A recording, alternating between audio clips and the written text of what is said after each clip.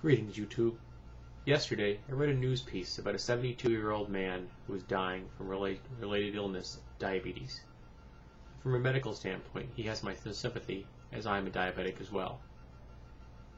But in this man's earlier age, when he was younger and healthier, he was a strong supporter of the Ku Klux Klan, engaged in open racism, bigotry, cross-burning, and actually attacking minorities physically and beating them because they weren't white. And as he begins to get closer and closer to death's doorway, it has occurred to him, because of his past behavior, he may not get into heaven. So he has recanted his positions in attempting to reconcile with the community around him and make amends. And while I applaud these efforts, one less bigot in the world is always a positive thing, I have to question his true motives, because frankly, they don't sound very sincere, and they come off as kind of selfish.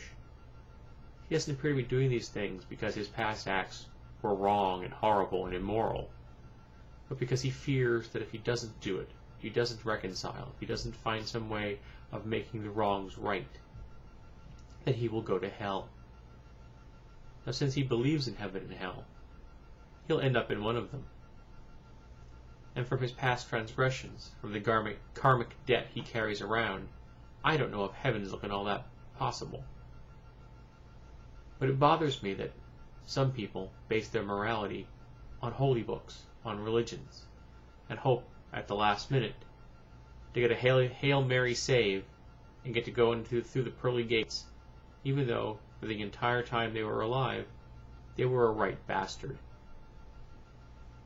I don't base my morality on a religious book, or even my religious beliefs. I base my morality on rational thought. And I plan on doing a video, or possibly a series of videos, concerning the source of my rational, moral view of the world. But this man in question lived a life of abysmal hatred, causing untold amounts of misery as he lived his life of bigotry, cross-burning, and beating. And while my compassion compels me to forgive him if he asks for it, I cannot forget. I cannot condone what he's done. And frankly, it doesn't appear that he's paid a price to society for his actions. So I have mixed feelings about this. I'm happy that he's decided to change his ways. I'm not so happy that society hasn't gotten a chance to weigh in on it and decide if we at large will accept what he's offering. If you live a life of hatred, I don't think you can make it all go away with a sudden change near the end, and in the hopes the pearly gates will open and let you in, and you won't be locked out forever.